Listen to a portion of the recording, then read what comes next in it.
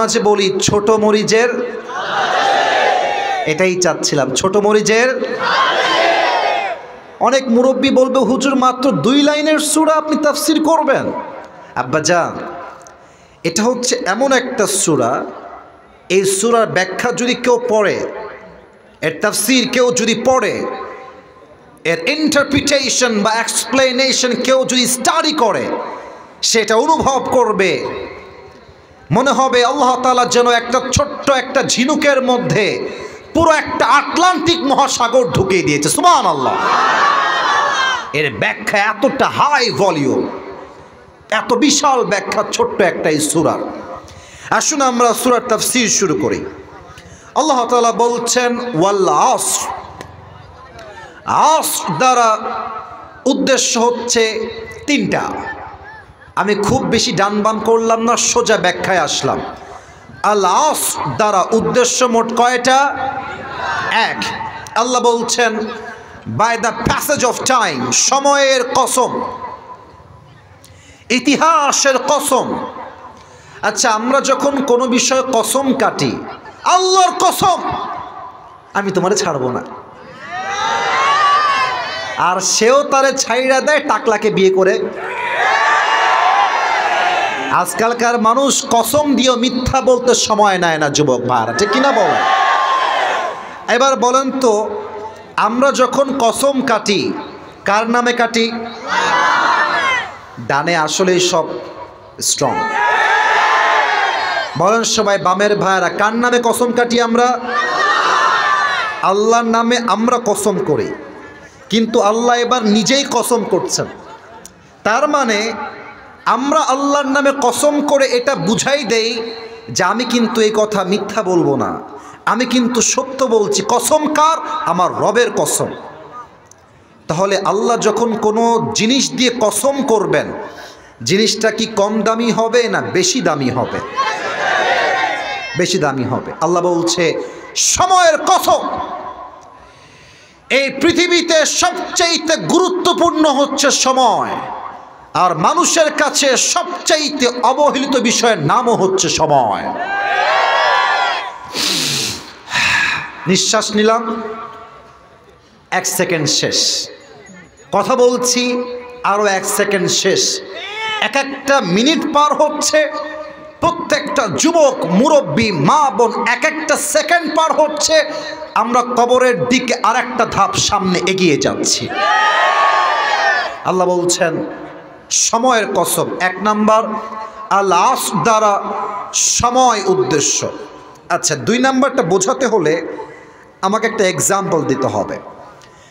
আল আসর মানে হচ্ছে নিংড়ানো, চিপড়ানো।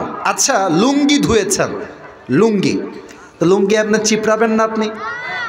আচ্ছা, এটার উদ্দেশ্য চিপড়ানো কেন? এটা আমার হাতে কি? বোতল। বল, এটার নাম কি? মনে করেন আমার কাছে এরকম লম্বা লম্বা 2টা আম আছে, 2টা আম। আমি কি চাইলে এই বোতলে আমটা আস্ত ঢুকাইতে পারবো? না।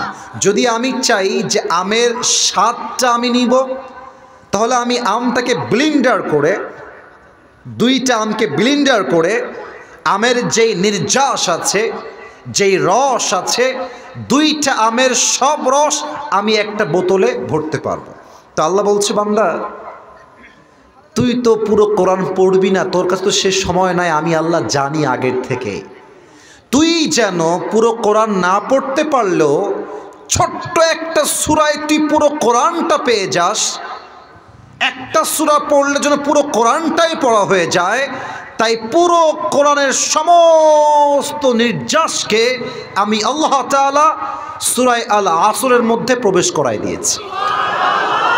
এটা হচ্ছে সেই কোরআন, এটা হচ্ছে সেই সূরাতুল আল আসর।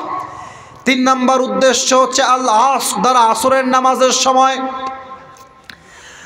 আপনি খেয়াল করেন, ফজর থেকে জোহর লম্বা সময়, জোহর থেকে আসর আরেকটু কম লম্বা সময়, কিন্তু আসর থেকে মাগরিব খুবই কম সময়।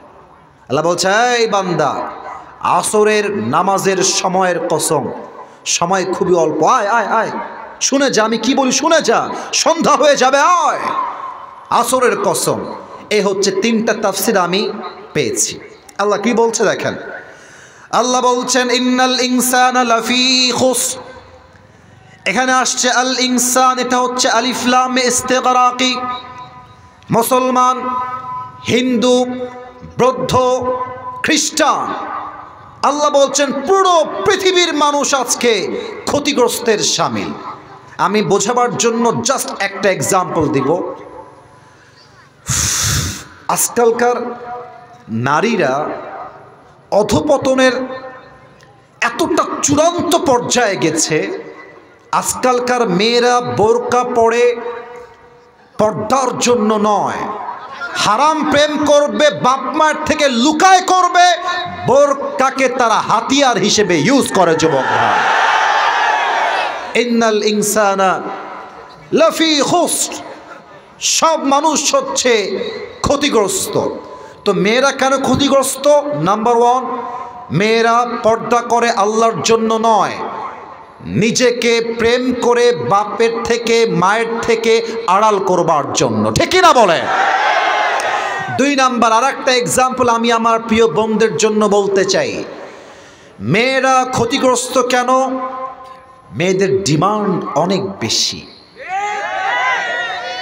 অনেক বিবাহিতরা আমাকে মেসেজ দেয়, হুজুর আমার বউয়ের যে ডিমান্ড, আমি ওকে ডিভোর্স দিয়ে দেবো, ওকে আমি রাখবো না।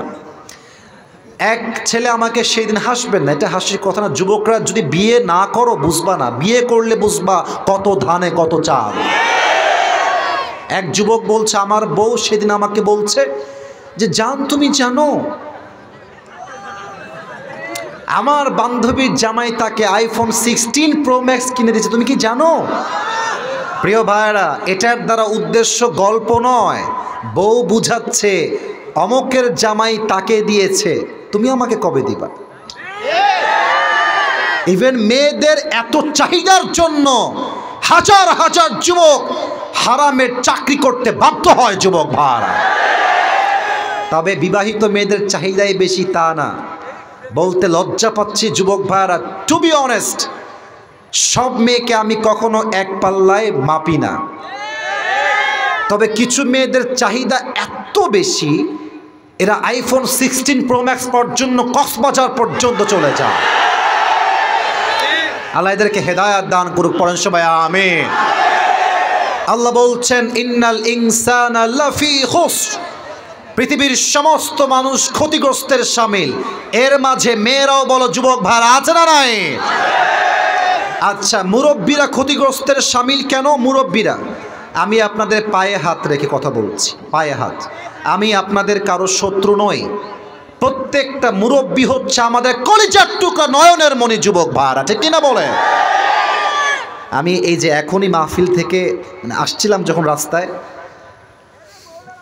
আমি দেখছি মুরব্বী আব্বা জানরা চায়ের দোকানে বসে বাম পায়ের উপরে ডান পা তুলে দিয়ে,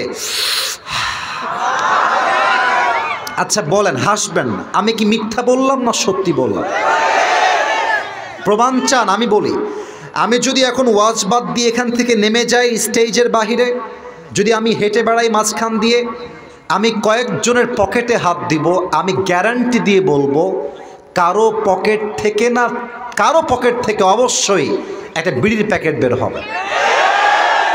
আল্লাহ বলছেন ইন্নাল ইনসানা লাফি খুসর, পৃথিবীর সমস্ত মানুষ ক্ষতিগ্রস্তের শামিল। তিন নাম্বার, আমি আমার যুবক ভাইদেরকে অ্যাড্রেস করে একটা কথা বলতে চাই। দেখো, আমি মনে করি এখনকার যুবকদের নষ্ট হওয়ার সবচেয়ে বড় কারিগর হচ্ছে অ্যান্ড্রয়েড ফোন আর স্মার্টফোন। যুবক ভাই, এটা যে কত মারাত্মক আমি আপনাদেরকে বোঝাইতে পারবো না। রাত বাজে 11টা, আপনি বেডে গিয়েছেন যে গিয়েই ঘুমায় যাব, ঢুকলেন টিকটকে, ঢুকলেন ফেসবুকে, ঢুকলেন ইউটিউবে, মাথা রেখেছিলেন বেডে রাত 10টার সময়, রাত 4টা বেজে যায়, তবুও আপনার ফেসবুকে স্ক্রল শেষ হয় না।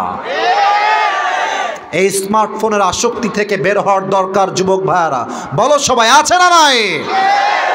আল্লাহ বলছেন দুনিয়ার সমস্ত মানুষ ক্ষতিগ্রস্তের শামিল, তবে 4 গুণ যেই ব্যক্তির মাঝে আছে তাকে সফল ব্যক্তি হিসেবে ঘোষণা দিয়েছে একজন। আওয়াজ দিয়ে বলেন সবাই, তিনি কে? এই 4টা গুণ মুখস্থ শুনতে চাই সবার থেকে। নাম্বার 1, ইল্লাল্লাযীনা আমানু, except those who have faith।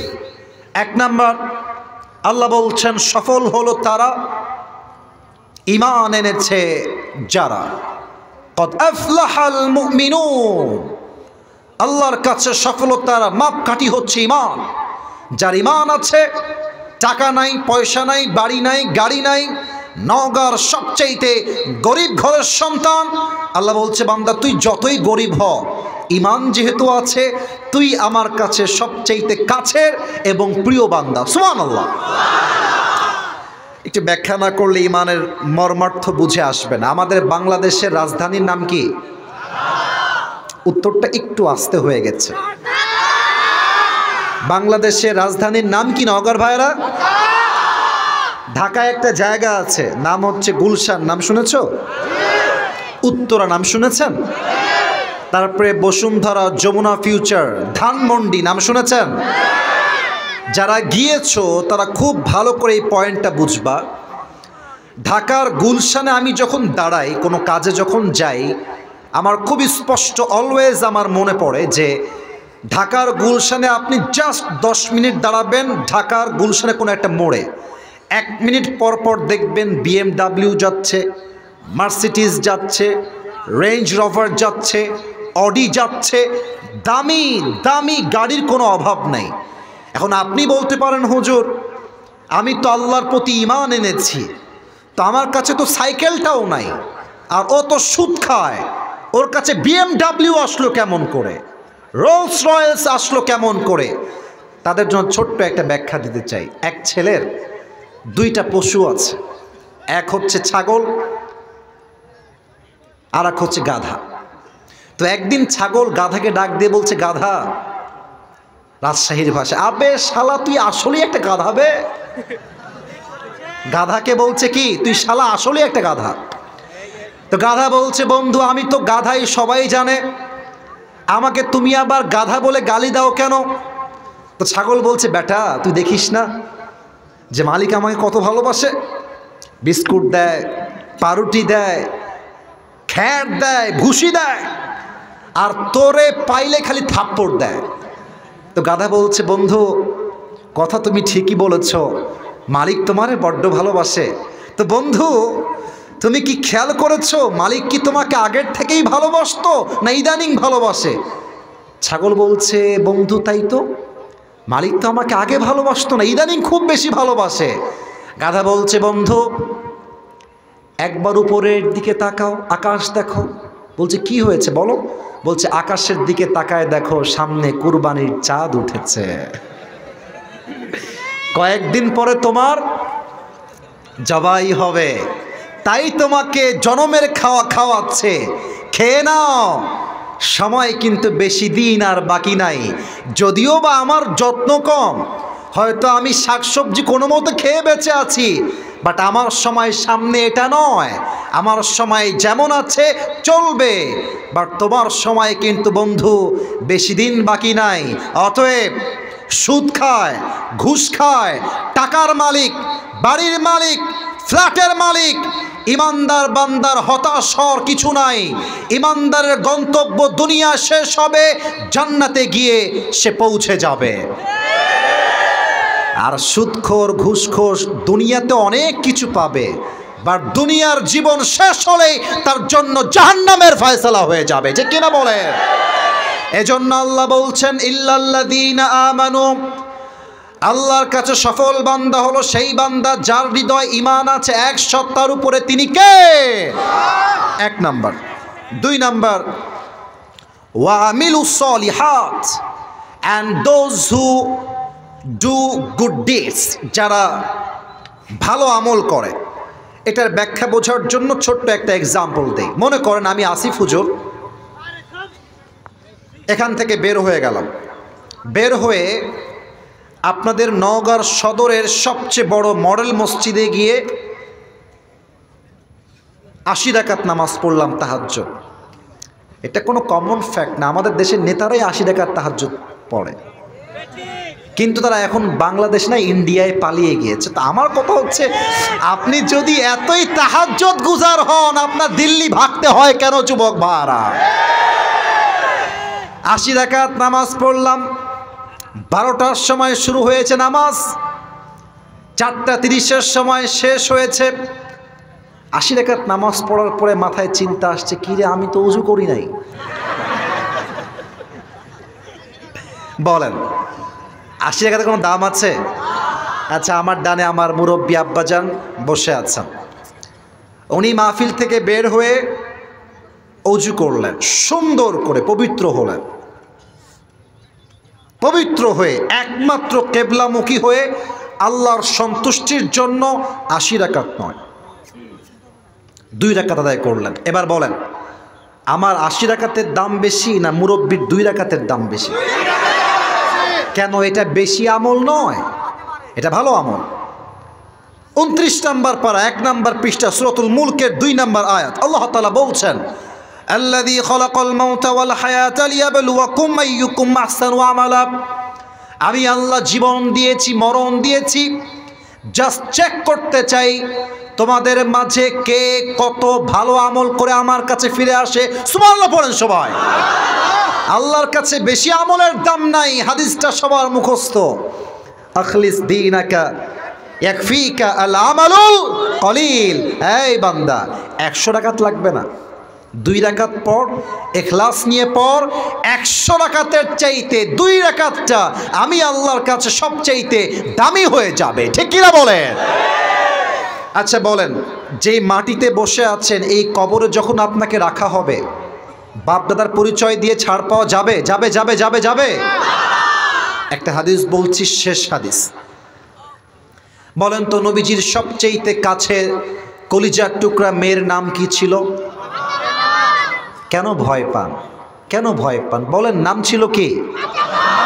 রাদিয়াল্লাহু তাআলা আনহা। আর একটা প্রশ্ন করতে চাই, মুরব্বীরা, যুবকেরা অ্যাক্টিভ হন, জোরে উত্তর দেন।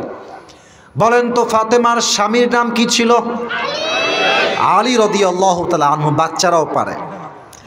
শেষ প্রশ্ন, আশা করছি সঠিক উত্তর পাবো সবার থেকে। ওনাদের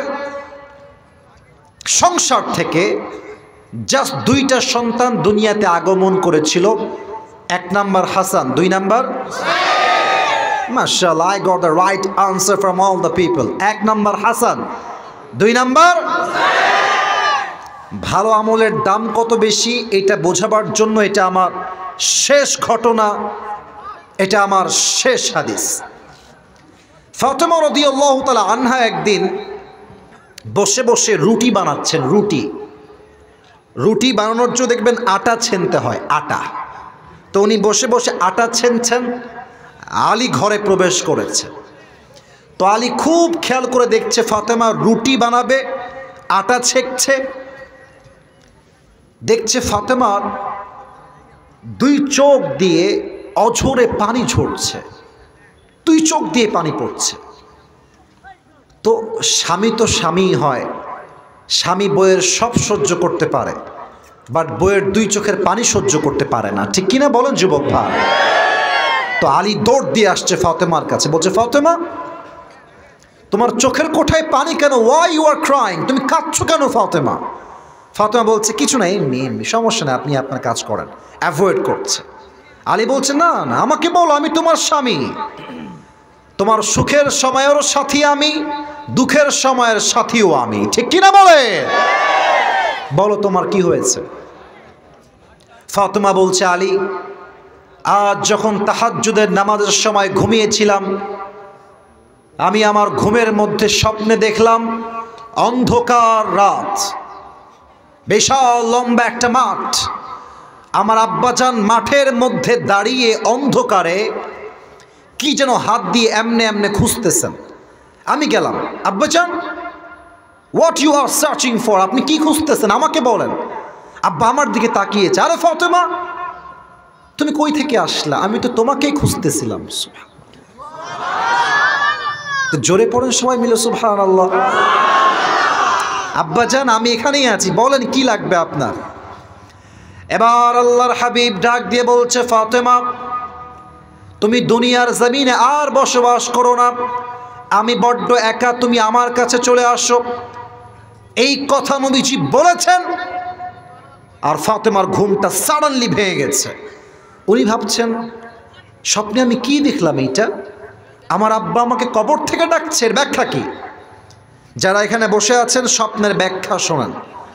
যদি আপনাকে আপনার বাবা কবর থেকে ডাকে যে বাবা তুমি আমার কাছে চলে আসো, যদি আপনাকে আপনার মা কবর থেকে ডাকে যে বাবা তুমি আমার কাছে চলে আসো, এই স্বপ্নের ব্যাখ্যা এসেছে আপনার হায়াত বেশি দিন আর বাকি নাই। এটা হচ্ছে স্বপ্নের ব্যাখ্যা। তো আমাদের ব্যাখ্যা ভুল হলে হতেও পারে, বাট নবীজি যে কবর থেকে ডাকছেন, নবীর ডাকা কি কখনো ভুল হতে পারে নওগাঁর ভাইরা? না, হতে পারে না। এটা ফাতেমার স্বপ্ন শুনে আলী বুঝে গিয়েছে যে আমার বউটা হয়তো আর বেশি দিন দুনিয়াতে থাকবে না। এবার আলী নিজেও কান্না শুরু করে দিয়েছে ফাতেমার সাথে। ফাতেমা বলছে, আলী থামেন, কাঁদছেন কেন? কুল্লু হাইয়িন মাইয়িত, প্রত্যেকটা জীবিত মানুষকে একদিন মৃত্যুর স্বাদ গ্রহণ করতে হবে, কেউ ভাগতে পারবে না, আমিও পারবো না। আলী থামেন, স্টপ। আলী বলছে, ফাতেমা কয়েকদিন আগে আমার কলিজার টুকরার প্রিয় নবী বিদায় নিয়ে চলে গেছে, ওই আঘাতটাই তো আমি সহ্য করতে এখনো পারি নাই। সে আঘাতের যন্ত্রণা এখন আমার বুকে অটল আছে। এর মাঝে যদি আমার কলিজার টুকরা একমাত্র বউ ফাতেমার বিদায় হয়ে যায়, আমি কাকে নিয়ে বাঁচবো? ফাতেমা, আমার তো কেউ থাকবে না দুনিয়াতে বেঁচে থাকার মতো।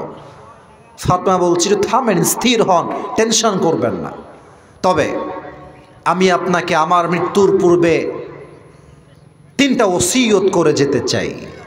নওগাঁর ভাইরা, লুক অ্যাট মাই 3 ফিঙ্গার্স, 3 আঙ্গুল দেখেন। বলেন সবাই, কয়টা ওসিয়ত? নওগাঁর সাউন্ড তো এরকম হয় না। বলেন সবাই, কয়টা? 1 নাম্বার ওসিয়ত, আলী মন দিয়ে শুনবা। আমি ফাতেমা তোমার একমাত্র বউ, হাসান এবং হোসাইনের মা, নবীজির একমাত্র কলিজার টুকরা মেয়ে ফাতেমা হলাম আমি। আমি হয়তো তোমার বউ হিসেবে তোমাকে অনেক আঘাত করেছি, অনেক কষ্ট দিয়ে ফেলেছি, তুমি আমাকে মাফ করে দিও, মরে যাব তো, মাফ করে দিও। আলী বলছে, কেমনে মাফ করব? কিসের মাফ? আরে আমার বউ আজীবন আমার খেদমত করেছে, আমার বউয়ের চুল পরিমাণ কোনো ভুল হয় না। আমি স্বামী হিসেবে সাক্ষ্য দিচ্ছি, আমার বউয়ের মতো চরিত্রবান বউ আর কেউ হতে পারে না। ঠিক কিনা বলে? যাও, তোমাকে মাফ করে দিলাম, কোনো ভুল নাই যদিও বা, সব মাফ। 2 নাম্বারটা বলো। এটা একটু মজার ছলে বলতে চাই। ফাতেমা বলছে, আলী আমি মরে গেলে তোমার যেখানে মন চায় করবা বিয়ে, সমস্যা নেই, তবে শর্ত আছে একটা, আমার হাসান আর হোসাইনের যেন কোনো কষ্ট না হয়। আর আমাদের যুগের এই মেয়েরা যারা আছে, মরার সময় যখন বেঁচে থাকে স্বামীকে বলে, এই এদিকে আসো। স্বামী বেচারা মাসুম, নিষ্পাপ, কিছুই বোঝে না। কি হয়েছে বলো? বলে, এই তোমার ডান হাত আমার মাথায় রাখো। রাখলাম, বলো কি বলবো? বলছে, আমার মাথার কসম খেয়ে বলো তুমি জীবনেও দ্বিতীয় বিয়ে করবা না। তো এক স্বামী বড্ড চালাক, বউ বলছে, স্বামী আমি যদি মরে যাই তুমি কোনোদিন দ্বিতীয় বিয়ে করবা না তো? तो स्वामी बोलছে बीवी तुम क्या बात कर रहे हो, अगर तुम मर जाओगे तो मैं पागल बन जाऊंगा और पागल जो चाहे वही कर सकता। बोलছে বউ তুমি কি বললা, তুমি মরে গেলে আমি পাগল হয়ে যাব আর পাগল যা মন চাই তাই করতে পারে, ঠিক কি না বলে? তার মানে মাঝে মাঝে প্রশ্ন যেমন হয় উত্তর তেমন হওয়ার দরকার আছে, ঠিক কি না? তালি বলছে ঠিক আছে, আমি যদি কখনো বিয়ে করি এমন কোনো মেয়েকে বিয়ে করব যেই মেয়ে তোমার হাসান আর হোসাইনকে আগলে রাখবে নিজের সন্তানের মতো। ঠিক আছে যাও, ডান। 3 নাম্বারটা বলো, লাস্ট অ্যান্ড ফাইনাল। ফাতেমা বলছে আলী আমার মৃত্যুর পরে আমার জানাজার ইমাম হবেন আপনি, আর মুসল্লি হবে হাসান আর Hossain, and nobody is allowed to come there, কেউ সেখানে আর আসতে পারবে না।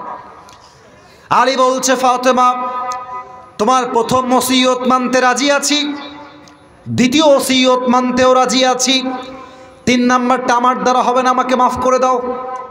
এটা পারবো না। নবীজির একমাত্র কলিজার টুকরা মেয়ে ফাতেমা দুনিয়ার থেকে বিদায় নিবে, আর সাহাবা একরাম জানাজায় অংশগ্রহণ করবে না, এটা আমি আলীর দ্বারা বরদাস্ত হবে না। ফাতেমা আমাকে তুমি মাফ করে দাও, এটা আমার দ্বারা সম্ভব না। আমার বোনেরা যারা এসেছেন, বোনেরা, কলিজার মায়েরা, বোনেরা, মেহেরবানি করে আপনারা এই মুহূর্তে কানটা খাড়া করেন, মনোযোগ দিয়ে শোনেন। ফাতেমা বলছে, আলী আমি ওসিয়তটা কেন করছি, ট্রাই টু আন্ডারস্ট্যান্ড প্লিজ, একটু বোঝার চেষ্টা করো। আমি ফাতেমা আমার জীবনে নবীর আদেশ অনুযায়ী এমনভাবে পর্দা মেনটেন করেছি, এই মদিনার মক্কার আরবের কোনো যুবক বলতে পারবে না ফাতেমা কি কালো না ফর্সা, ফাতেমা কি মোটা না চিকন, ফাতেমা কি হাইটে লম্বা না গুঠু। আমার পর্দা এতটা সেফটির সাথে ছিল, মদিনার কোনো যুবক আমার দেহের একটা চামড়ার অঙ্গ পর্যন্ত দেখতে পারে নাই। তুমি যদি আমাকে জানাজার সময় সবাইকে নিয়ে আসো, মানুষ বুঝে ফেলবে আমি হয়তো চিকন ছিলাম, আমি হয়তো মোটা ছিলাম, আমি হয়তো লম্বা ছিলাম, আমার পর্দার মান নষ্ট হয়ে যাবে গো। তুমি কাউকে ডাকতে যেও না, তুমিই থেকো, আর হাসান হোসাইন থাকলেই এনাফ, এটাই এনাফ। আলী বলছে, ঠিক আছে, বউ যেহেতু বলেছে, পুরুষ মানুষ সব ফেলতে পারে, বউয়ের কথা ফেলতে পারে না, তো বলছে ঠিক আছে যাও, রাজি হলো। আলী বের হয়ে গেলেন, এসেই শুনলেন ফাতেমা শেষ, দুনিয়ার থেকে বিদায় নিয়ে চলে গেছেন। লম্বা কথা, লম্বা হাদিস, অত ব্যাখ্যায় যাব না। বলেন তো, লাশের যে খাটিয়া, খাটিয়া 3 পা থাকে না 4 পা থাকে? Right answer. জোরে বলেন, 3 পা না 4 পা? সামনের ডান দিকে ধরেছে আলী, প্রথম খাটিয়া, পেছনের 2টা, একটা ধরেছে হাসান আর একটা ধরেছে হুসাইন, একটা পা খালি। মর্মান্তিক হাদিস। আলী যখন হাঁটছে আর ভাবছে, একটা মাত্র নবীজির মেয়ে, যার দ্বারা নবীর বংশ বিস্তার হয়েছে, জান্নাতের সমস্ত নারীদের সরদারিনী ফাতেমা রাদিয়াল্লাহু তাআলা আনহার লাশ যাচ্ছে, বাট তার খাটিয়ার একটা পা ধরবে। কেউ কি দুনিয়াতে নেই? কাউকে যে ডাকবে, ডাকতেও পারছে না, ডাকলেই তো ওসিয়ত ভেঙে যাবে। মনটা খারাপ, সামনের দিকে হাঁটছে, হঠাৎ করে দেখছে দূর থেকে এক সাহাবী, ইসমুহু আবু যর গিফারি রাদিয়াল্লাহু তাআলা আনহু, দৌড় দিয়ে আসছে আলীর দিকে। আলী দেখে ভয় পেয়ে গেছে, আরে যদি এসে বলে, এই আলী এটা কার লাশ, এটা কি ফাতেমার লাশ? আমি যদি ওসিয়ত রাখতে বলি যে না না এটা ফাতেমার লাশ নয়, এটা অন্য কারো লাশ, মুসলমান সব বলতে পারে, জবান দিয়ে মিথ্যা বলতে পারে না। আর যদি বলি ফাতেমার লাশ, তবে তো আমার স্ত্রী 3 নাম্বার যে ওসিয়তটা ছিল, একমাত্র 3 জন থাকবে, আর কেউ অ্যালাউড না, ওসিয়ত তো ভেঙে যাবে। কি উত্তর দিব? আলী টেনশনে চেহারা লাল হয়ে গেছে। আবু যর গিফারি দৌড় দিয়ে এসে খাটিয়া বাম পা ধরেছে আর বলছে, আলী এত চিন্তা করো না, টেনশন নাই, কিছুই ভাঙে নাই, আমাকে আল্লাহ তোমার কাছে পাঠিয়ে দিয়েছে। ধরো খাটিয়ার কাঁধ ধরো। 4 জন মিলে গিয়ে লাশটাকে কবরের পাশে রেখেছে। যখন লাশটা কবরে নামাবে, আবু যর গিফারি ভাবছে মনে মনে, কার লাশ নামাবো আজকে কবরে? মন বলছে এটা সাধারণ কোন নারীর লাশ নয়, এটা নবীজির একমাত্র কলিজার টুকরা মেয়ে ফাতেমার লাশ, সাইয়্যিদাতু নিসাই আহলিল জান্নাহ। এটা এমন একজন নারীর লাশ, যেই নারী হবে জান্নাতের সমস্ত নারীদের নেতা, সরদারিনী। এটা এমন একটা মেয়ের লাশ, যেই মেয়ে হচ্ছে আমাদের যেই যুবকদের নেতা, আল হাসান ওয়াল হুসাইন সাইয়্যিদা শাবাবি আহলিল জান্নাহ, জান্নাতের সমস্ত যুবকদের সর্দার হাসান এবং হোসাইনের মায়ের লাশ। এটা কোনো সাধারণ লাশ নয়, বুকটা গৌরবে ফুলে গিয়েছে। কবরকে বলছে, এই কবর, খবরদার, ফাতেমার লাশ তোমার কবরে দাফন করলাম, খবরদার ফাতেমার সঙ্গে যেন এক চুল পরিমাণ কোনো খারাপ ব্যবহার না করা হয়। সঙ্গে সঙ্গে আল্লাহ কবরের জবানকে খুলে দিলেন। কবর বলছে, এই আবু যর গেফারি, কার সঙ্গে কথা বলছো তুমি? এটা কবর, এটা 3.5 হাত মাটির ঘর। এখানে বাপের পরিচয় দিয়ে কাজ হবে না, মায়ের পরিচয় দিয়ে কাজ হবে না, নেতার পরিচয় দিয়ে কাজ হবে না। এই কবর তার সঙ্গেই ভালো ব্যবহার করবে যার কাছে আছে ভালো আমল। আস্তে ঠিক বললেন কেন? জোরে বলেন, কথা ঠিক আছে কিনা বলে। আল্লাহ বলছেন ওয়া আমিলুস সলিহাত, যারা ভালো আমল করবে। 3 নাম্বার ওয়াতাওয়াসাউ বিল হক, যারা হকের পথে দাওয়াত দিবে। 4 নাম্বার ওয়াতাওয়াসাউ বিস সবর, যারা সুখে দুঃখে সবর করবে। এক সত্তার উপরে আওয়াজ দিয়ে বলেন সবাই, তিনি কে? আমার তো মনে হয় ডান থেকে নিয়ে এই পুরো মাহফিলে যারা আমরা এসেছি, আমার মনে হয় আমরা সবাই মধ্যবিত্ত পরিবারের সন্তান। তোমরা যারা আমাকে চেনো, আমার ওয়াজে আমি একবার বলেছিলাম মধ্যবিত্ত পরিবারের সন্তান মানেই এক একটা ব্র্যান্ড। যুবক ভাইরা, সাইকেল দিবেন চলবে, বাইক দিবেন চলবে, কার দিবেন চলবে, বলবেন হেঁটে আসো তাও আমার চলবে, ভাত দিবেন ডাউল দিবেন চলবে, ভাত দিবেন ভর্তা দিবেন চলবে, ভাত দিবেন আর কিছুই দিবেন না, 1 গ্লাস পানি আর একটা মরিচ দিবেন, পান্তা ভাত হলেও আমার চলবে, কারণ আমি মধ্যবিত্ত পরিবারের সন্তান। অতএব যারা মধ্যবিত্ত পরিবারের সন্তান হয়েও ধৈর্যের পরিচয় দিবে, আল্লাহ বলছেন ইন্নামা ইউওয়াফাস সাবিরুনা আজরাহুম বিগাইরি হিসাব, কিয়ামতের দিন আল্লাহ তাদেরকে বিনা হিসাবে জান্নাত দিয়ে। পড়েন সবাই সুবহানাল্লাহ। আল্লাহ সবাইকে 4টা আমল অনুযায়ী জীবন চালাবার তৌফিক দান করুক। পড়েন সবাই আমিন। সবাই 2 হাত তোলেন, সবাই বামের ভাইরা ডানের ভাইরা সবাই 2 হাত তোলেন, বলেন সবাই হুজুর। না, হুজুরটা আসতে হয়ে গেছে। আচ্ছা সবাই একটা কাশি দেন। আমার পরে কেউ কথা বলবে আর? আচ্ছা বলেন সবাই হুজুর। আর কিছু না, আর কিছু না, আমি অ্যালাউ করবো না, কারণ আমার সময় নেই, আমাকে যেতে হবে। তাহলে আমি দোয়া করবো না, আপনার কথা বলবেন। কোনটা হবে? হয় দোয়া নয় আপনার কথা বলে শেষ করে দিবেন, যে কোনো একটা। আচ্ছা আমি গেলে বলবে, ঠিক আছে। তাহলে আমি আর দোয়া করব না, এখানে যে হাত তোলাচ্ছি এটাই শেষ কথা। দোয়া করতে হবে। আচ্ছা বলেন সবাই হুজুর। আমরা দোয়ার সময় কোনো রকম সেলফির জন্য বিশৃঙ্খলা করব না। বলেন সবাই হাত তুলে জোরে সোরে ইনশাআল্লাহ। আমি দোয়ার সময় কেউ সামনে আসবা না, যখন নেমে যাব তখন আসবা, হাত মিলাবা, সুযোগ থাকলে সেলফিও তুলবা, বাট মেহেরবানি করে দোয়া হবে জাস্ট 2 মিনিট। কেউ ডান বাম, এই যে সোনামণি, এই যে বসো বসো, ওখানে বসো বসো। সবাই দুরূদ শরীফ পড়ুন, আল্লাহুম্মা সাল্লি আলা মুহাম্মদ ওয়া আলা আলি মুহাম্মদ। ভাই তাহলে আমাকে উঠতে হবে। স্যার কথা বলুক। আচ্ছা হ্যাঁ, আমি কথা বলুক আমি চাই, কিন্তু আমাকে আমার দ্বিতীয় মাহফিল যাওয়া লাগবে, কারণ অলরেডি সময় আপ, তাই না? তো স্যার সালাম দিক, স্যার সালাম দিক, স্যারকে দেন ভাই 30 সেকেন্ড প্লিজ, মেহেরবানি করে। আচ্ছা আচ্ছা, কেউ কথা বললে কথা বলুক, নয় দোয়া হবে, যে কোনো একটা। হ্যাঁ দোয়া করে দিব আমি। আচ্ছা আলহামদুলিল্লাহি রাব্বিল আলামিন ওয়াসসালাতু, বসো বসো বসো, والصلاة والسلام على سيد الأنبياء والمرسلين وعلى آله وأصحابه أجمعين। বক্তারপুর মধ্যপাড়া লাল জামে মসজিদ আজকে এই প্রোগ্রামটা আয়োজিত হয়েছে আল্লাহ যুবক ভাইদেরকে নিয়ে, মুরব্বী আব্বাজানদেরকে নিয়ে অল্প সময় সূরা আল আসর থেকে তাফসীর পেশ করেছি। আমার কথায় ভুল ভ্রান্তি হতে পারে, ভুলগুলো ক্ষমা করে দিয়ে সবাইকে তুমি সঠিক কথা অনুযায়ী আমল করার তৌফিক দান করে দাও আল্লাহ।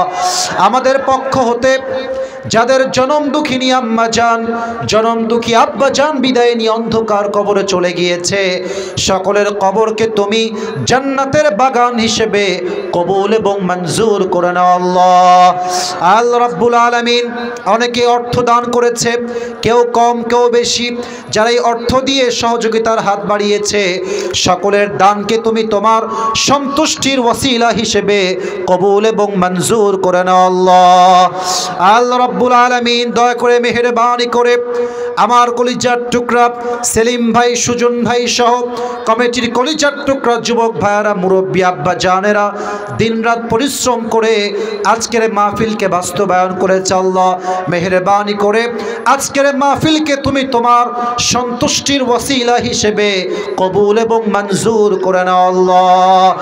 আল্লাহ রাব্বুল আলামিন দয়া করে মেহেরবানি করে আমার ডানে, আমার বামে, আমার পিছনে এই মাহফিলের মান্যগণ্য ব্যক্তিবর্গরা বসে আছে আল্লাহ। এই বছর যেমন তারা তাফসীর মাহফিল আয়োজন করেছে, নেক্সট বছর এর চাইতে আরো বড় মাহফিল যেন করতে পারে আল্লাহ, সেই তৌফিক কমিটির ভাইদেরকে তুমি পরিপূর্ণ দান করে দাও আল্লাহ। সর্বশেষ একটা দোয়া করে তোমার শাহী দরবার থেকে বিদায় নিয়ে চলে যাব আল্লাহ। আজ যেমন আমরা সবাই এই মাহফিলে একসঙ্গে বসতে পেরেছি, জান্নাতুল ফেরদাউসে সবাই যেন একসঙ্গে মেহমান হতে পারি, সেই তৌফিক আমাদের সবাইকেই তুমি দান করে দাও আল্লাহ। রব্বানা তাকাব্বাল মিন্না ইন্নাকা আনতাস সামিউল আলিম ওয়া তুব আলাইনা ইন্নাকা আনতাত তাওয়াবুর রহিম। রব্বিরহামহুমা কামা রব্বায়ানি সগীরা রব্বিরহামহুমা কামা রব্বায়ানি সগীরা। সুবহান রাব্বিকা রব্বিল ইজ্জাতি আম্মা ইয়াসিফুন ওয়া সালামুন আলাল মুরসালিন ওয়ালহামদুলিল্লাহি রাব্বিল আলামিন। আবার দেখা হবে।